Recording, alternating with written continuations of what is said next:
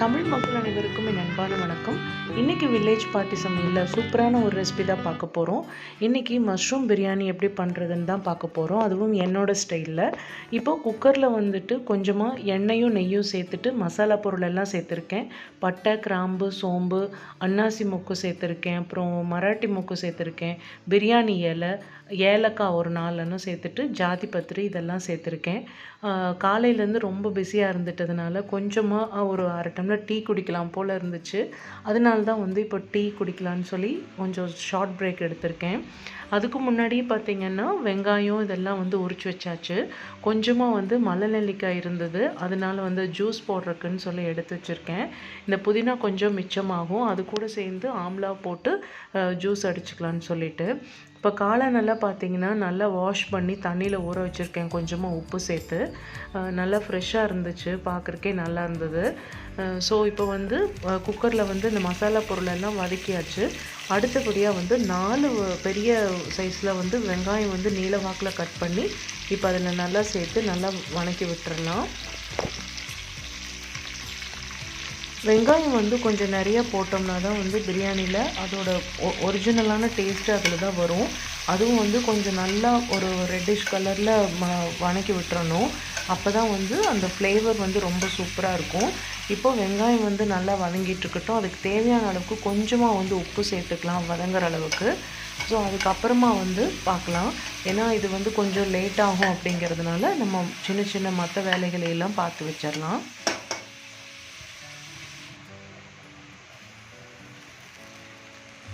இப்போ இதிலே வந்து கொஞ்சமாக கருவேப்பிலை சேர்த்துருக்கேன்.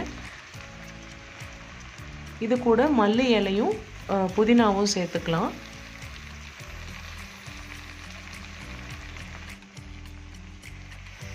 ஒரு கைப்பிடி அளவுக்கு புதினா வந்து சேர்த்துருக்கேன். எப்பயுமே வந்து புதினாவும் மல்லி இலையும் பச்சை மிளகா, இஞ்சி, பூண்டு இது 5ஐயும் வந்து பேஸ்ட் பண்ணிவிட்டு நான் ஒரு சில சமயத்தில் அந்த மாதிரியான பிரியாணி பண்ணுவேன். அதுவும் ரொம்ப ரொம்ப சூப்பராக இருக்கும். கடையில் கொடுக்குற பிரியாணியோட அந்த கலரில் இருக்கும். இப்போ இது பார்த்திங்கன்னா டைரெக்டாகவே வந்து நான் எண்ணெயில் வதக்கி போட்டுடலான்னு சொல்லி போட்டிருக்கேன். இதிலே வந்து 3 பெரிய சைஸில் வந்து 3 தக்காளி வந்து நீல வாக்கில் கட் பண்ணி சேர்த்துருக்கேன். இந்த அளவுகளோடு நீங்கள் செஞ்சு பாருங்கள், ரொம்ப ரொம்ப அருமையாக வந்துச்சு. இப்போ தக்காளி வதங்கணும். நல்லா வந்து வதங்கினதுக்கு அப்புறமா தான் வந்து நம்ம மற்ற பொருள் சேர்க்கணும்.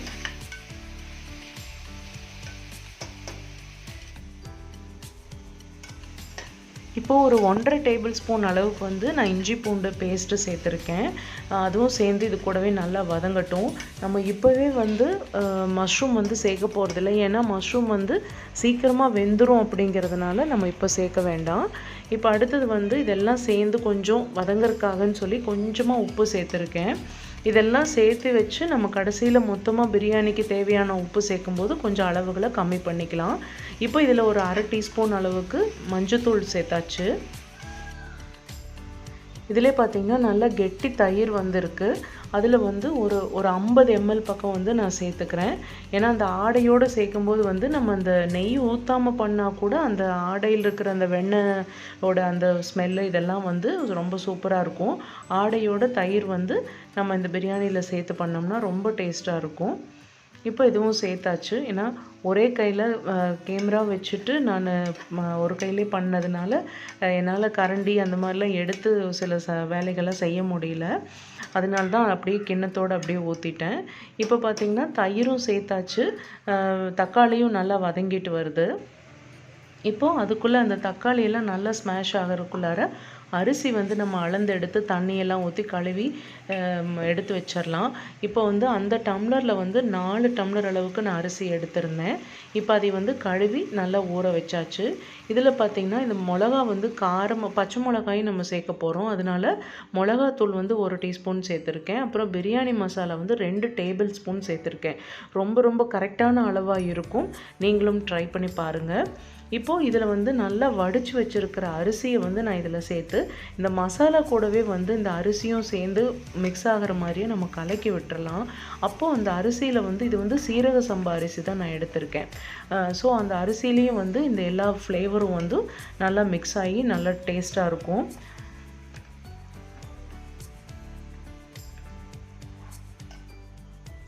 இப்போ வந்து நம்ம கட் பண்ணி வச்சுருக்கிற மஷ்ரூம் வந்து சேர்த்துக்கலாம்.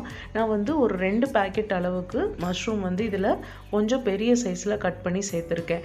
ஏன்னா மஷ்ரூம் சீக்கிரம் வெந்துடும் அப்படிங்கிறதுனால இந்த ஸ்டேஜில் போட்டாவே போதும். நான் தண்ணி வந்து அளந்து எடுத்து வச்சுருக்கேன்.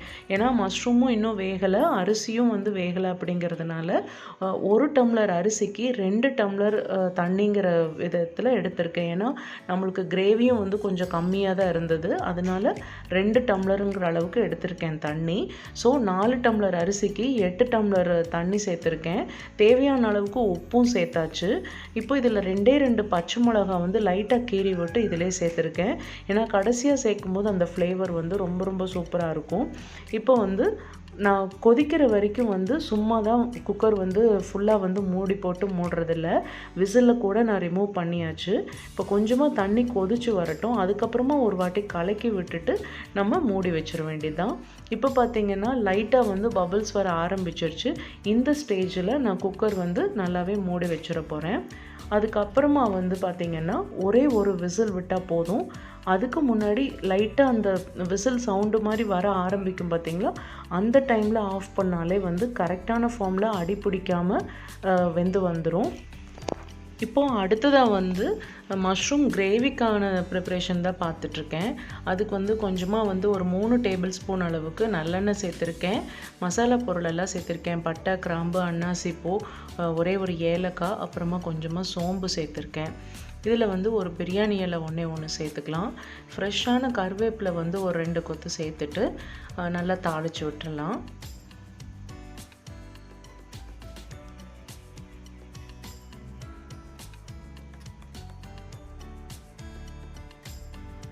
இப்போது பொடியாக வந்து 4 வெங்காயம் வந்து மீடியம் சைஸில் கட் பண்ணி வச்சுருக்கேன்.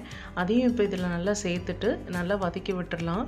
வெங்காயம் வந்து நல்லா வதங்கணும். அதுக்கு தேவையான அளவுக்கு கொஞ்சமாக உப்பு சேர்த்துட்டு நம்ம வெங்காயத்தை வந்து நல்லா பொன்னிறமாக வறுத்து எடுத்துக்கலாம். இந்த கிரேவி வந்து அதாவது நான்வெஜ் இல்லை அப்படிங்கிற ஒரு குறையே இருக்காது. அந்தளவுக்கு சூப்பராக இருந்துச்சு இந்த பிரியாணிக்கு. சண்டேனாலும் நாங்கள் நான்வெஜ் எடுக்கலை, அதனால தான் வந்து மஷ்ரூமில் வந்து நம்ம ஸ்பெஷலாக பண்ணிக்கலாம் அப்படின்னு சொல்லிட்டு மஷ்ரூம் கிரேவியும் பிரியாணியும் பண்ணியிருக்கோம். இப்போ பார்த்திங்கன்னா கொஞ்சமாக உப்பு சேர்த்தாச்சு. வெங்காயம் நல்லா வதங்கி வரட்டும். அதுக்குள்ளே வந்து பார்த்திங்கன்னா இஞ்சி பூண்டு பேஸ்டெல்லாம் அரைச்சி எடுத்துகிட்டு வந்துட்டேன். வெங்காயமும் வந்து பொன்னிறமாக வதங்கிருச்சு. இப்போ வந்து 1 டேபிள் ஸ்பூன் அளவுக்கு இஞ்சி பூண்டு பேஸ்ட்டு சேர்த்தாச்சு. இதுவும் பச்சை வாசம் போகிற அளவுக்கு நல்லா வதக்கி எடுத்துக்கலாம். அடுத்தது பார்த்திங்கன்னா 5 தக்காளி வந்து சின்ன சின்னதாக கட் பண்ணி வச்சுருக்கேன். நல்லா பழுத்த தக்காளியாக இருந்தால் ரொம்ப நல்லாயிருக்கும். 5 தக்காளி வந்து ஒரு மீடியம் சைஸில் எடுத்திருந்தேன். இதுவும் வந்து நல்லா ஸ்மாஷ் ஆக விட்டுடலாம். இப்போது கீரி 3 பச்சை மிளகா வந்து கீரின மாதிரியாக சேர்த்துருக்கேன். அந்த ஃப்ளேவர் வந்து ரொம்ப நல்லாயிருக்கும், அதுக்காக சேர்த்துருக்கிறது தான். இப்போ அடுத்ததாக மசாலா பொருட்கள் எல்லாம் சேர்த்துக்கலாம். 1/2 டீஸ்பூன் வந்து மஞ்சத்தூள் சேர்த்துருக்கேன். 1/2 டீஸ்பூன் வந்து மிளகாத்தூள் சேர்த்துருக்கேன். இந்த சின்ன ஸ்பூனில் வந்துட்டு ஒரு 4-4.5 ஸ்பூன் அளவுக்கு வந்து மல்லித்தூள் சேர்த்துக்கலாம். ஏன்னா கொஞ்சம் கிரேவி வந்து திக்காக வரும்.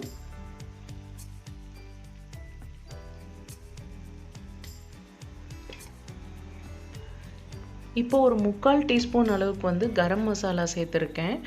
இதுவும் சேர்ந்து நல்லா நம்ம ஃப்ரை பண்ணி எடுத்துட்டோம் அப்படின்னா கிரேவிக்கான மசாலா எல்லாமே நம்ம ஆட் பண்ணியாச்சுன்னு அர்த்தம்.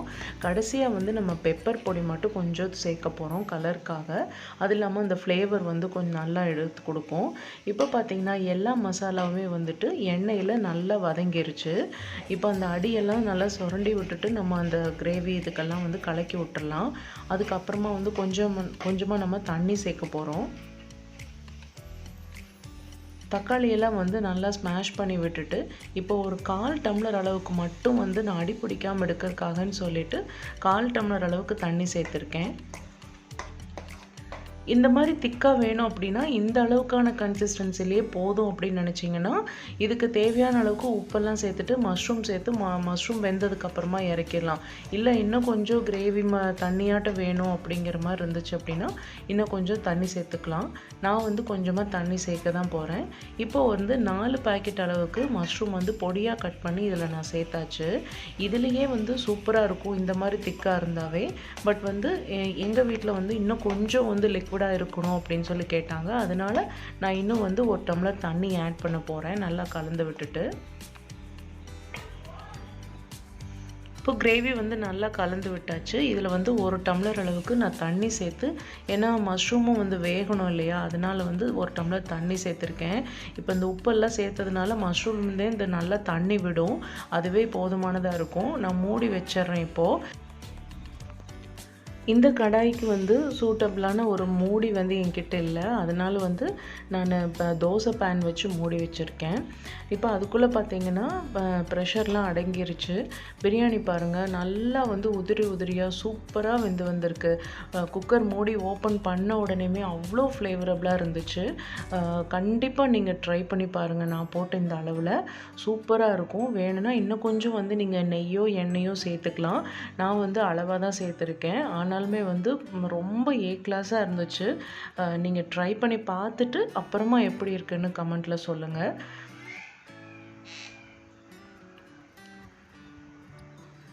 நல்லா உதிரி உதிரியாக இருந்துச்சு, ஒவ்வொரு அரிசியும் ஒட்டாமல். ஆனாலும் அதே சமயத்தில் வெந்தும் இருந்துச்சு. இப்போ அந்த ப்ரெஷர் வந்து அப்படி இருக்கும்போதே வந்து கொஞ்சமாக வந்து அதாவது அந்த ஸ்டீம் இருக்கிறப்பவே கொஞ்சம் மூடி போட்டு வச்சிடலாம், சூடும் ஆறாமல் இருக்கும் அப்படிங்கிறதுக்காக மூடி போட்டு வச்சுட்டேன். இப்போ பார்த்திங்கன்னா தண்ணி பாருங்கள் எவ்வளோ விட்டுருக்குன்னு மஷ்ரூம் கிரேவியில். இன்னும் கொஞ்சம் திக்காகணும், அதனால் மறுபடியும் மூடி வச்சிடலாம். அதுக்குள்ளே லெமன் ட்ரீ வந்து எங்கள் வீட்டுக்கு கீழே இருக்குது. ஸோ அங்கே வந்து லெமன் வந்து என் பசங்க வந்து பிரியாணி கண்டிப்பாக லெமனும் வெங்காயமும் இல்லாமல் சாப்பிட மாட்டாங்க. ஸோ அதனால் லெமன் எடுத்துகிட்டு போகலான்னு சொல்லிட்டு வந்தேன்.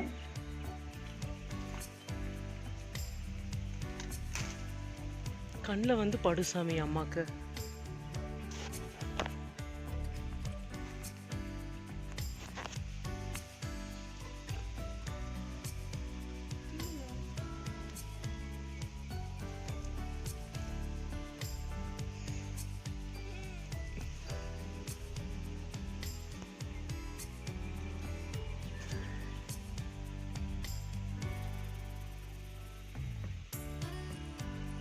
கொஞ்சம் பழமாக இருக்கிறது 3 எண்ணெய் கிடச்சிருக்கு.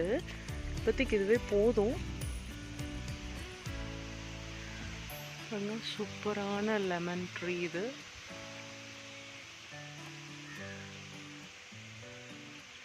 ஒரு 10-50 காய்க்கு மேலே இருக்கும்.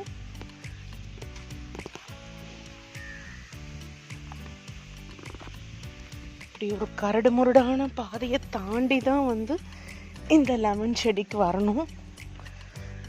ஸோ நாய் இருக்கு, இவர் பேர் வந்து மினியன். கரெக்டாக ஒரு 5-10 நிமிஷம் மட்டும்தான் இவருக்கு வெளியில் கூட்டிகிட்டு போகணும். அப்புறமா பார்த்திங்கன்னா இங்கேயே தான் இருக்கணும் அவருக்கு. ஏன்னா வெயில் பட்டு அவர் உடம்பு தாங்காது, உடனே கத்த ஆரம்பிச்சிருவார். சரியான வெயில் கொளுத்து எடுக்குது. ஆனால் எங்களுக்கு பார்த்திங்கன்னா வீட்டுக்குள்ளே ரொம்ப கூலிங்காக இருக்கும். ஏன்னா சுற்றி வந்து எங்களுக்கு ஒரு மாதிரி தோட்டம் அந்த மாதிரி தான் இருக்கும். அதனால எங்களுக்கு கவலையே இல்லை.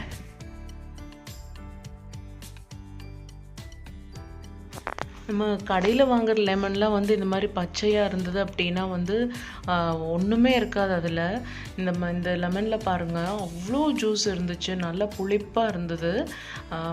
இன்னும் பழுக்கலைனாலுமே வந்து அவ்வளோ சூப்பராக இருந்தது. ஒரு வாட்டி நல்லா இப்படி ரோல் பண்ணி எடுத்துகிட்டு அப்புறமா கட் பண்ணால் அவ்வளோ ஜூஸியாக இருந்துச்சு.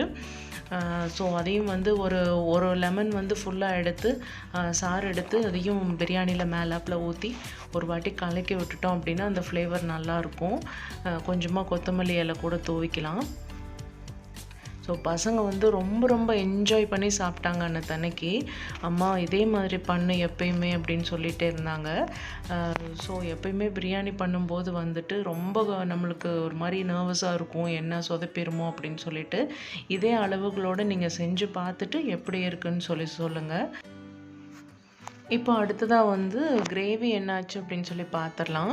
இப்போ பாருங்க நல்லா திக்கா இருக்கு. மஷ்ரூம் எல்லாமே வந்து நல்லா வதங்கி வந்துருச்சு. அ இந்த அளவுக்கு ஃபார்ம்ல இருந்தா போதும். ஏன்னா கொஞ்சம் நெறைய ஊத்தி சாப்பிடுவாங்க. அதனால நான் இந்த அளவு கொஞ்சம் லிக்விடாவே எடுத்துக்கிறேன். இன்னும் திக்கா வேணும் அப்படின்னா, இதுக்கு முன்னாடி வந்து நம்ம 1 டம்ளர் தண்ணி ஊத்தணும் இல்லையா?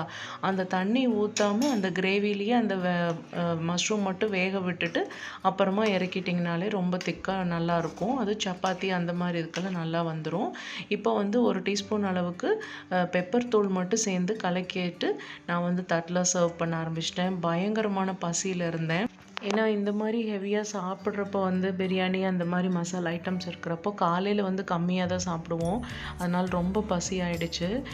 ஸோ இந்த அளவுகளோடு நீங்களும் இந்த ரெசிபி ட்ரை பண்ணி பார்த்துட்டு எப்படி இருக்குன்னு சொல்லி கமெண்ட்டில் சொல்லுங்கள். மறக்காமல் வில்லேஜ் பாட்டி சமையலுக்கு சப்ஸ்கிரைப் பண்ணி லைக் பண்ணி ஷேர் பண்ணுங்கள். உங்கள் ஃப்ரெண்ட்ஸ்க்கு எல்லாத்துக்குமே லிங்க் எல்லாமே அனுப்பிச்சி விடுங்க. ஸோ அது எனக்கு ஒரு மோட்டிவேஷனாக இருக்கும். மீண்டும் இதே மாதிரி ஒரு நல்ல சமையலோடு உங்களை சந்திக்கிறேன். அது வரைக்கும் நன்றி, வணக்கம். Bye friends, thanks for watching.